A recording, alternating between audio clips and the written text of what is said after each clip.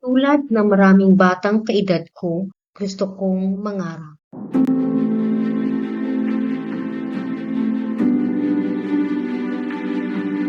As a young girl, Josefa excelled in her studies, making her a valedictorian through grade school and high school. She graduated with honors and then decided to pursue her career as a high school teacher. During that time, she served as a secretary for the NFWC to help raise the political voices of women in the Philippines. She found an opportunity to study abroad through a scholarship from the American Red Cross, where she finished her master's degree in sociology from the Columbia University.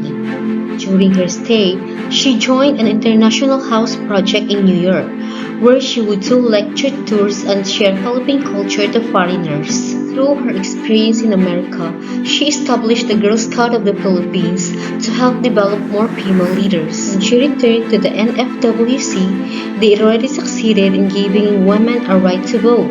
She served as the president from 1941 to 1944. While aiding prisoners of war, Josefa was captured along with other Filipinos.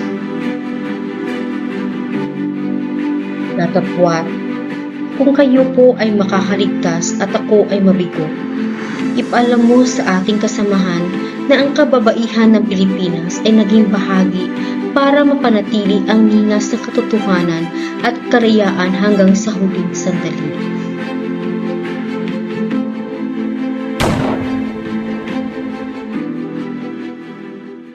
Si Josefa Yanes Escoda ay isang huwarang babae ng ating kasaysayan, isang lider, guro at tagapagtanggol ng kababaihan. Sa kanyang tapang at malasakit, naging inspirasyon siya pa para sa mga Pilipino. Ako si Josefa Ilianes Escoda. Tawagin niyo akong Aling Pepa. Isang huwarang babae na kasaysayan, isang leader, guro at tagapagtanggol ng mga kababaihan. Sa aking tapang at malasakit, naging inspirasyon ako para sa mga Pilipino. Tinutulungan ko ang mga sundalong Pilipino at Amerikano na naging bahagi ng makasaysayang Bataan Death March. Kasama ang aking asawa, nagtungo kami sa mga kulungan sa Camp O'Donnell sa campus at kinuha ang mga pangalan at tirahan ng mga ito. Ang lahat ng aming mga nakalap na datos ay aming ibinahagi sa mga kamag-anak ng mga sundalong nasangkot sa Bataan Death March. At kami ay nagtungo sa tambakan ng National Federation of Women's Philippines upang makibalita sa kanilang sinapit.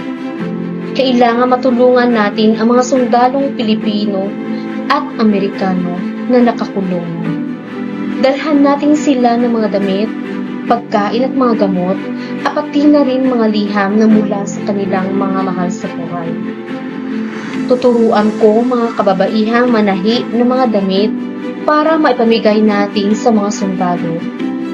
Ang tanging gusto ko lamang ay ang tumulong sa ating mga kababayan na nangangailangan, lalong-lalo na sa ating mga kababaihan.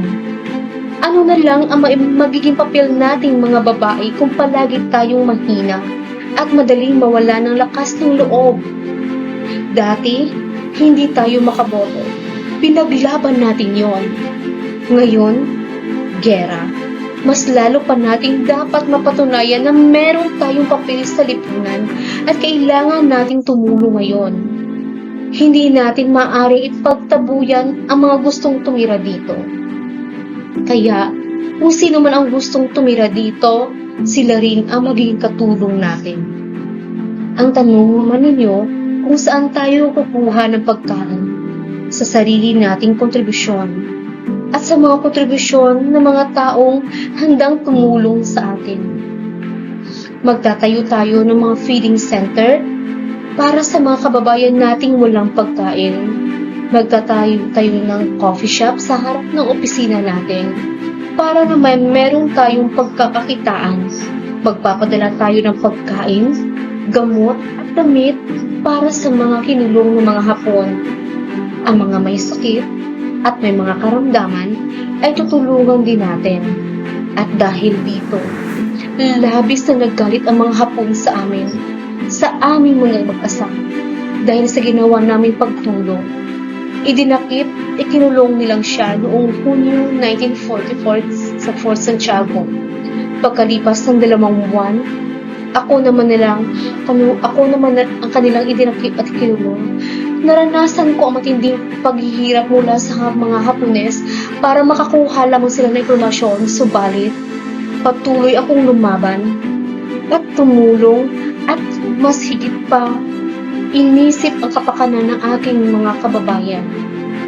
Ang gerang ito ay hindi lamang sa paghahawak ng mga sandata, kung hindi, ang gerang ito ay tungkol sa lahat ng mga naapektuhan at higit sa lahat para sa ating bayan.